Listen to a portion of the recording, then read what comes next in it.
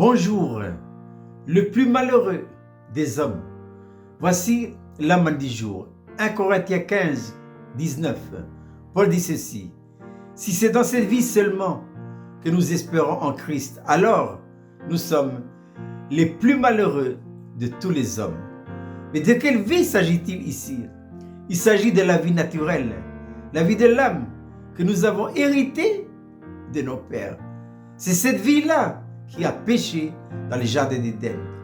Puisque Dieu a dit à nos deux premiers parents, vous pouvez manger de tous les fruits du jardin, sauf du fruit de l'arbre de la connaissance du bien et du mal. Car le jour où vous allez toucher à ces fruits-là, vous allez mourir. Satan, Belzébul, le prince des démons, fit irruption dans le jardin. Qu'est-ce qu'il a fait? Il a tenté nos deux premiers parents. Et ce qui devait arriver, arriva. Ils cédèrent à la tentation. C'est ainsi que Lucifer a injecté en eux le venin mortel du péché.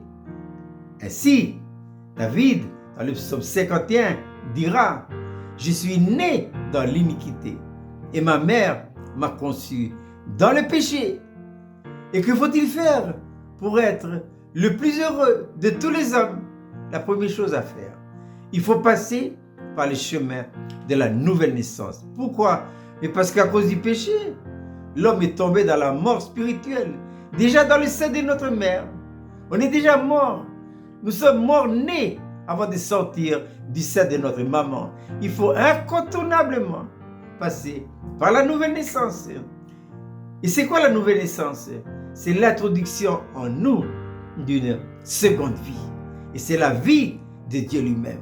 Jean dira à tous ceux qui l'ont reçu, à ceux qui ont cru en son nom, il a donné le pouvoir de devenir enfants de Dieu. Et quand nous sommes enfants de Dieu, eh bien le Saint-Esprit va introduire où? Dans notre esprit, pas n'importe où. Dans notre esprit, la vie nouvelle, la vie de Dieu.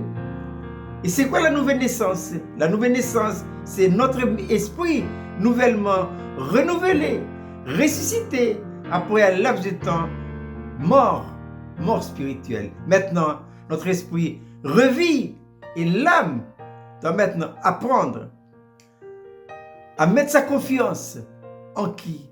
En elle, en la vie nouvelle qui se trouve dans notre esprit.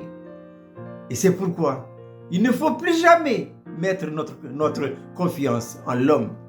Ésaïe dira, Ésaïe 2, 22, ne vous confiez jamais à l'homme, dans le narine duquel il n'y a qu'un seul souffle.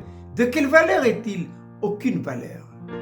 Et Jérémie dira, dans Jérémie chapitre 17, maudit soit quiconque se confie en l'homme. Par contre, béni soit celui qui se confie en l'Éternel Dieu.